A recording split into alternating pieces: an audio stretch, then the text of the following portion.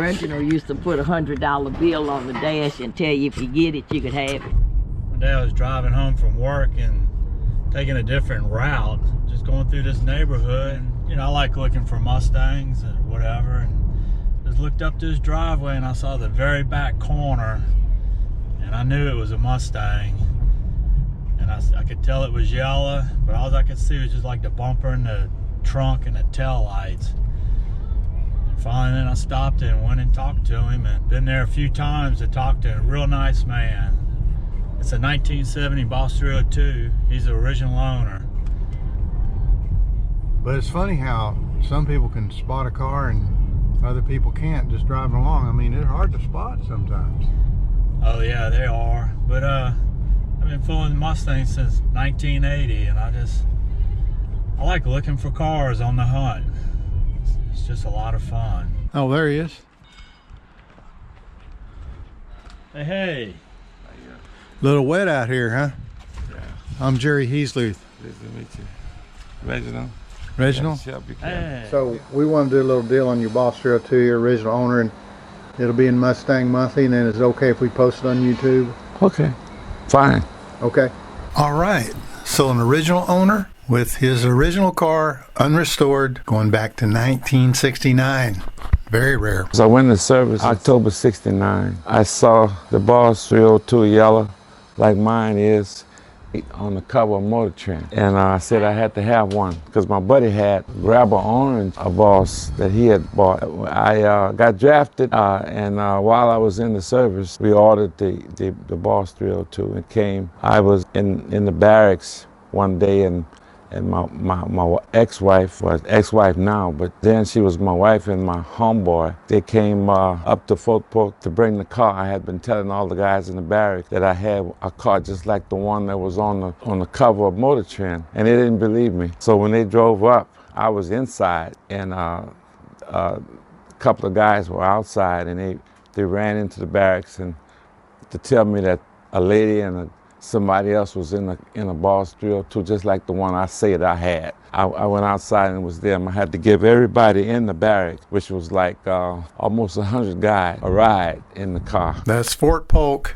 near Leesville, Louisiana, early 1970. Almost 100 servicemen getting a ride in a brand new Boss 302. Apparently in the 1970s, the need for speed outweighed brand loyalty. That's a Corvette L88 hood scoop on a Boss 302.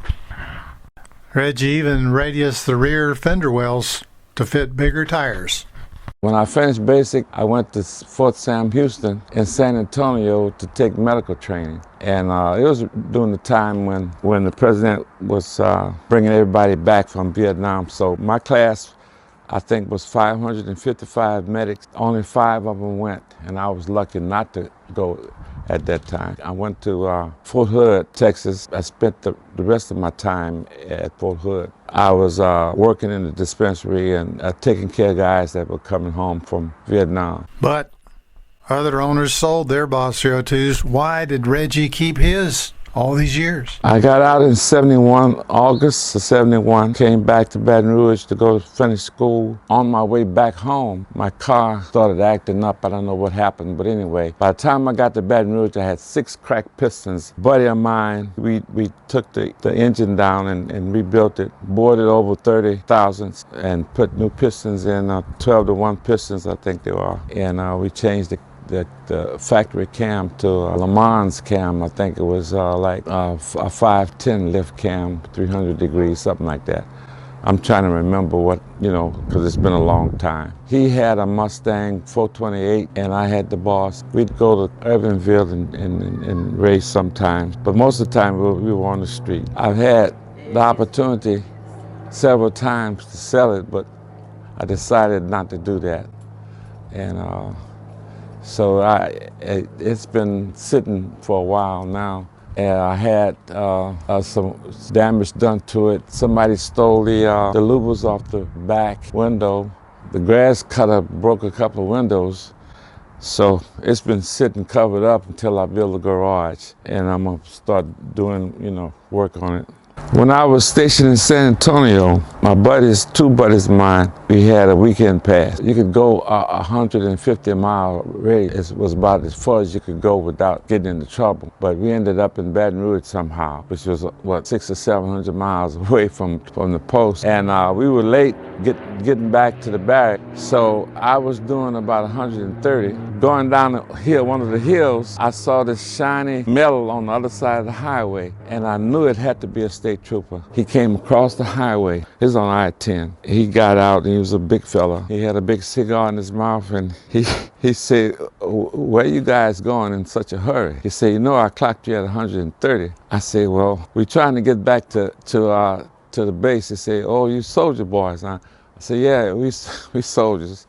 And he said, "Okay, I'm gonna give you a break. I'm gonna let you go at 90. And when I got back to post, I had one of my other buddies was sleeping in my bed, so I didn't get any in trouble. But at the end of the month, when it was time for us to get our checks, I didn't get a check. Everybody, they call your name and you come pick up your pay voucher. When they didn't call my name, I went up and asked the sergeant what happened to it. He said, "Did you get a ticket?" And I can't think of the name of the little town between Houston and San Antonio. I said, "Yeah, I got a ticket." He said, "You need to go to the office to get your check." So I can't remember how much it was, but it was more than what my check was. So I had to go into the next month to get paid. But had he got me for 130 miles an hour, I probably would have been 3 months trying to get paid. I'll introduce him to the club and see if we can get something going, help him out. But they're still out there. These Mustangs are still hiding.